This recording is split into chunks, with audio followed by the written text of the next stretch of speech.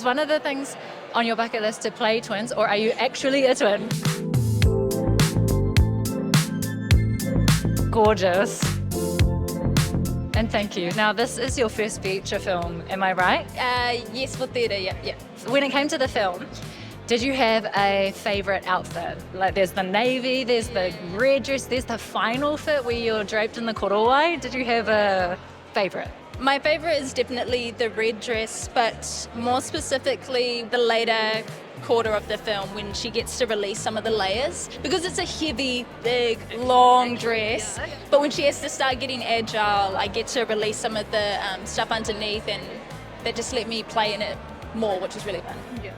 I loved that red dress too. You looked great in the red. How did you find it? I know that's really open, but I just want to give you the chance to share. A broad spectrum of many emotions, challenging, but also just really grateful to be a part of this story. In terms of performance, I got to tick off a lot of things on my bucket list, so yeah, really stoked with that. Was one of the things on your bucket list to play twins, or are you actually a twin? No, that was on my bucket list. It was a bit nerve-wracking, actually, because I wanted to make sure that they were different. Mm-hmm. I was lucky because I did the other twin, Amelia, all in 2 days, so I didn't have to jump between the two characters on one day.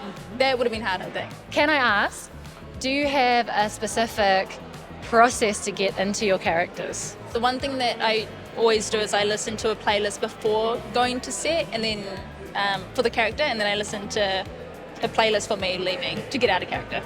For rangatahi, what's a word of advice that you have for them? There's no right way of doing it. Maybe that's my advice, and there's not one particular way that is the right way, and there'll be some practices that you really resonate with, and there'll be others that you don't. And just because you don't resonate with some things doesn't mean that you're not on the right path or good. You'll find your own way into it, yeah, especially if you love it.